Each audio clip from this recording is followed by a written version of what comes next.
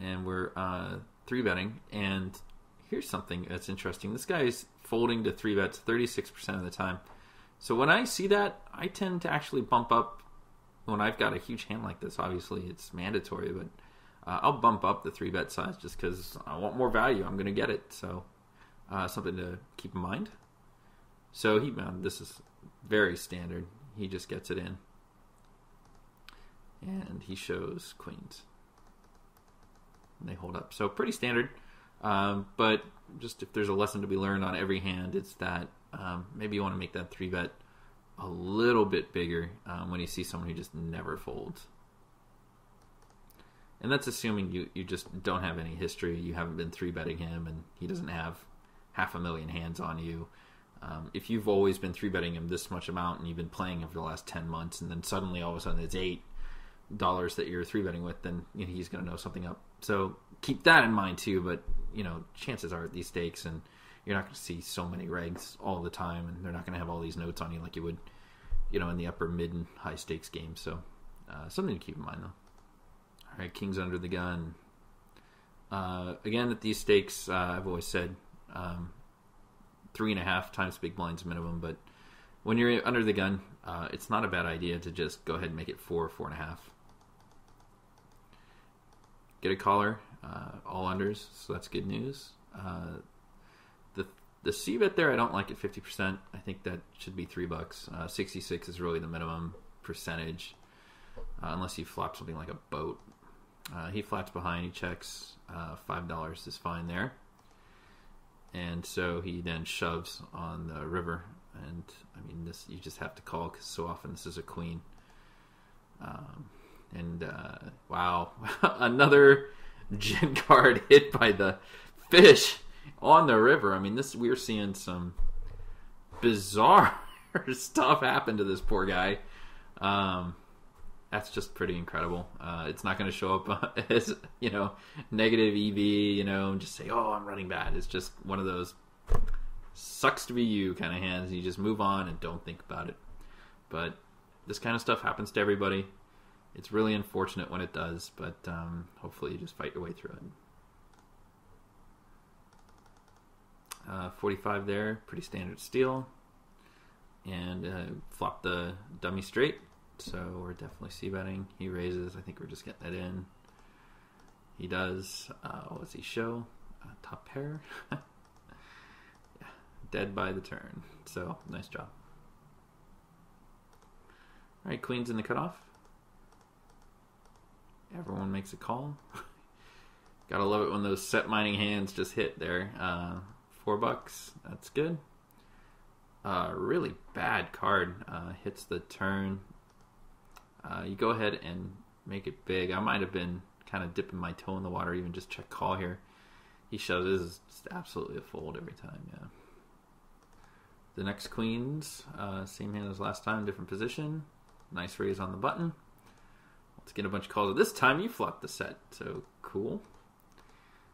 Definitely betting it. Might have just made this 350 a little light, but I understand you want these guys to continue. And so he bets in. When he's doing this, he's not going to be folding if you raise. And predictably, you made the raise, and he wasn't folding, and you're just getting it in. And he shows King 4. Free money. Gotta love it when a guy shoves a stack into you drawing dead. So, nice job. Alright, we've got a few more hands. It's ace queen, flats behind the other gun raiser. Let's take a look at his pre-flop. Early position PFR is 22. So that's really weird out of the 2015, and he's actually opening up his range in the worst position on the board. And oops. So he c-bets. He's c-betting 63% of the time. You can't see it, but his turn c-bet is 57%. So it's not like he's giving up on the turn. And then I think we're just folding here. Instead, we decide to bluff, and it blows up in our face. So I guess kind of the right idea. I guess you just kind of like backed yourself into a corner here and just felt like, well, I can maybe bluff him off this hand because he bluff so many turns. Not horrible thinking, but I just think, you can wait for your spots. Definitely. Okay, Jack's in the big blind. Limper fish. Great numbers out of this. 1916. It's on the taggish side for sure. For 6 max games, on the button makes a very obvious isolation raise. Folds to 3-bets real well. So you go ahead and 3-bet him, which I think is fantastic. Good raise size. One of our fishes calls, which is just outstanding, and our regular in the button folds. So we got overs, and this guy's already, sees the pot in front of him, and that's his stack as well. So just stacking him off here is fine. And he shows ace king, so we're getting it in pretty good. Hopefully you held up, and you do. So good job recognizing, and you can even maybe spot some bluff 3-bets here if you can understand what a polarized range is, and that's, polarized is, like North Pole and South Pole.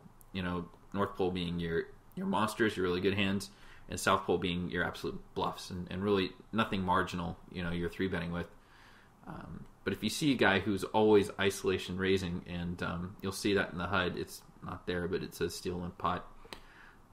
If you see a guy who's constantly doing that, as good regulars will do, what a really good regular will do is recognize that and start picking them off with some light 3-bets. So it's a good move. You may or may not want to be doing that at 25 no limit or lower. You can start to do it at 50 no limit. I just don't have the experience with some of those lower micro stakes games to let you know for sure. But certainly it's something I do in the small stakes games I play in. So pretty good hand. All right, so we're already at the end of our video. This will be the last hand. Got ace king suited. Make the raise. And we get one color out of an 18-13. I think technically this is a steal. He's raising in the small blind against steal never. 0 for 12. So we flop top pair, top kicker. Not a wet board, but certainly a draw out there. We're definitely c-betting. 3 into 4 is perfect. No problem. And then he does this bizarre... That's not a min raise. It's just a practical min raise. Really odd. Let's take a look again at the HUD stats. You may not see it in the video, but versus a pre-flop raiser, let's see, check raise, 17% on the flop. So he could be doing this with his draws. He could be doing this with his aces. And we're doing it with sets. So I think we're flatting. We're not giving up here. And that's what you do, which I don't mind at all. And with top 2, I think we've got the green light to go ahead and go here and get him in. $10, you're just putting him in. Make it 28. You just shove. That's fine. He goes ahead and calls. So the turn made it a no-brainer. And I mean, if we're behind a set, so be it. And he shows ace queen. So my initial read, I guess, was correct with he'd be check raising there with his good aces and maybe his good flush draws, a combination draw or something like a pair and a flush draw. So getting in good because he's dead. So that's great. So overall, I like to play some spots where I think maybe betting a little bit more for value is something that you could take a look at.